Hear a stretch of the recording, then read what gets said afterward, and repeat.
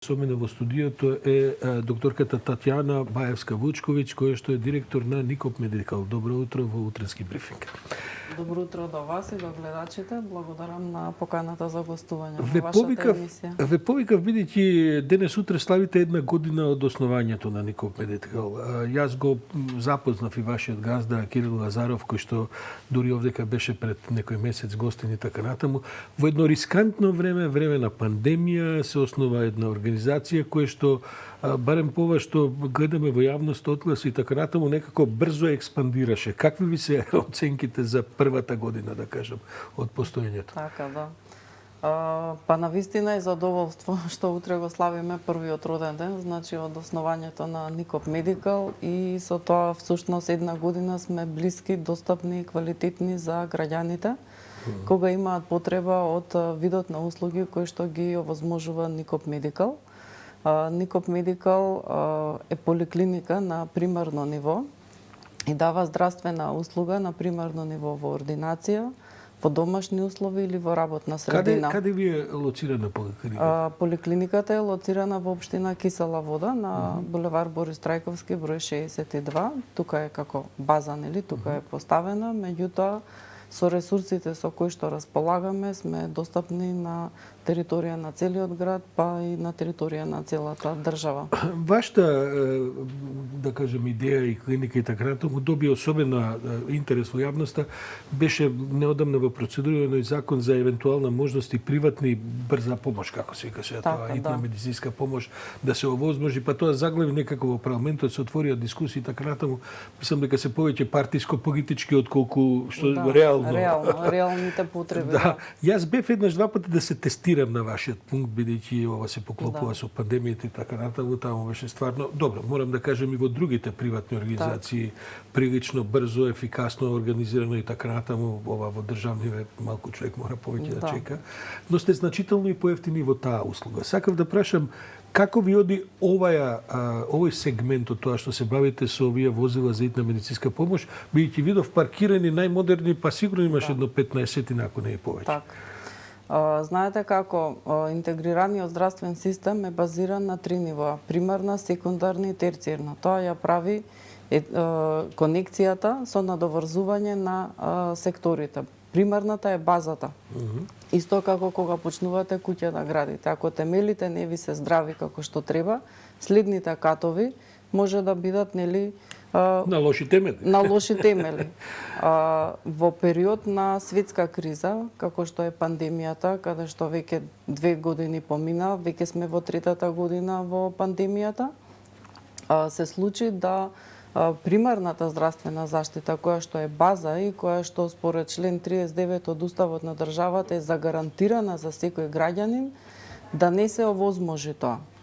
Бидејќи се соочивме со нецелосна достапност, селективна достапност, додека имаше и комплетна недостапност во одредени делови од градот и од државата, а сето тоа го загрозува, значи, здравјето на поединецот, а исто така му е загрозено и правото на достапност на здравствена заштита.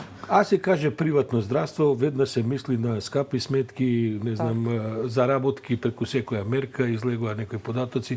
Вашата организација инаку беше онаа која што драстично ги намали цените на тестирањето. Според ценовната политика на здравствениот пазар, нели, на услуги на здравствениот пазар, цените ни се доста пристапни, бидејќи целта ни е да дадеме можност на граѓаните кога е најпотребно, бидејќи нема ништо поважно во животот од здравје и живот.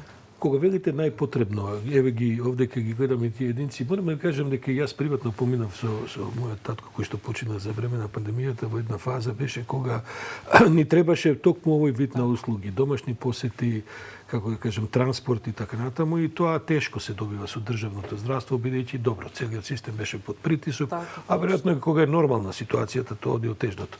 Тогаш користев услуги на една друга организација, вие тогаш уште не постоевте и така натаму.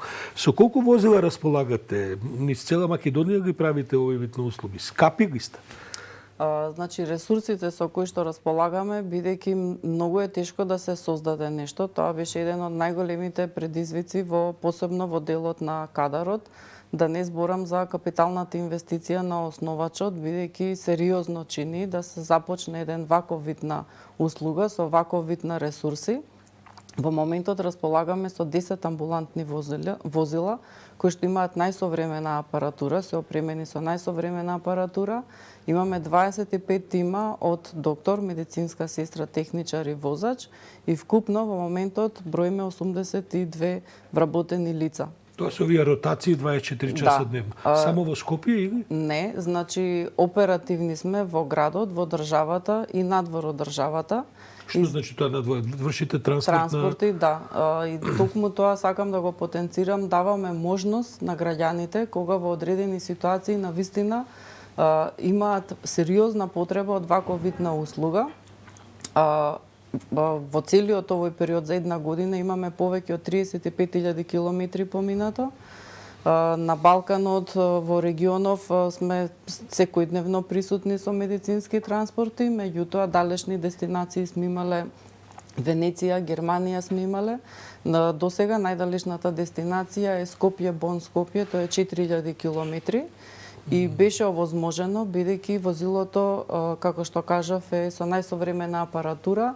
Пациентот беше пост-ковид со кислородна поддршка. Тоа не е само медицинско транспортен проблем. Претпоставам дека медицинска администрација, значи поминување граници и така натаму. Апсолутно, да, си има протоколи, работиме според протоколите од Министерство за здравство, меѓутоа и во однос на медицинските транспорти според меѓународните протоколи што се за транспорт. До сега навистина сме биле успешни во сето ова. Колку сте брзи, доктор Баевска-Вучковиќ? Да речеме, ако се јавам јас од, што ја знам, од Центар или од Лисиче, не е битно од каде, за колку време доаѓа ваша екипа? Нашата проценка е максимум до 30 минути да бидеме на местото на интервенцијата од повикот од каде што е, зборам за град Скопје. Меѓутоа никогаш има и пократко, и за 10-15 минути, зависи од каде е повикот. Меѓутоа, во главном ни е лимит за 30 минути пристигање на повик.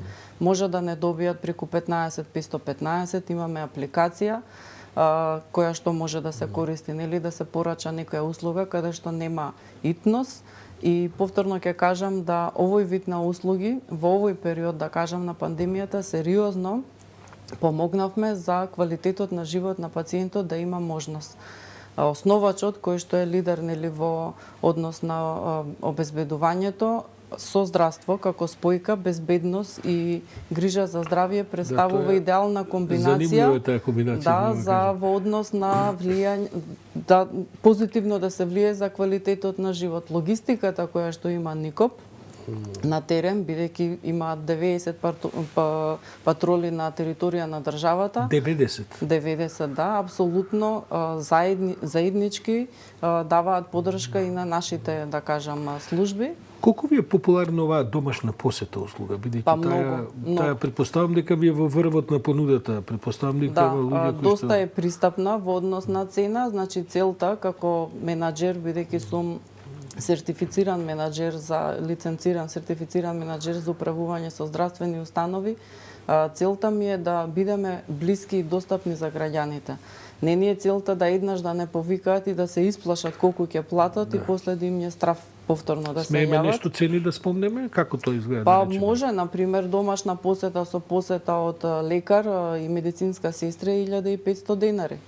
При тоа правите интервенции што треба да се направат? Апсолутно, да, апликација на терапија, тоалета на рана, поставување на катетри, бидејќи е сериозно тешко пристапот на овој вид на услуги кога треба пациентот сам да ги обезбеди. Чекайте да ве прашам, бидејќи ние сме веќе во доба кога имаме и родители така натаму, па се во тие доба и тие и така. Добро, има ли пакети, например, ако сакам, имам постари родители или роднини, или не е важно, или за самиот себе, да не морам да плаќам секогаш по посета, туку да речеме за наредните 6 месеци некаков пакет. Има, тие пакети се порачуваат и се во категорија на превентивни пакети, бидејќи нели превенцијата е клjuč на јавното здравје и посебно посебно се таргетирани хронично болни, каде што со редовни превентивни прегледи може да се спречи екзацербација на некое хронично заболување кое што Каква го ви е имаат. соработката со државното здравство? Мислам, бидејќи тоа се Одлична. сепак пациенти кои што на крај завршуваат ако имаат потреба по клиники. Одлична, бидејќи кога вршиме транспорт или на пример кога се дава интервенција во домашни услови, ако сметат тимот дека треба да се транспортира веќе на повисоко ниво во здравствениот систем по избор на пациент, така транспортираме. Одредени бараат во јавни установи, одредени бараат во приватни болници, така да согласно барањата на пациентите така и постапуваме. Татјана Баевска-Вучковиќ, директор на Никоп Медикал, еве, ќе прославите една година од постоењето, што и се амбициите понатаму? Бидејќи претпоставам тука не застанувате ако од ова што го гледам, што го прави Никоп како корпорација, сега веќе така, прилично амбициозен газдава ваш.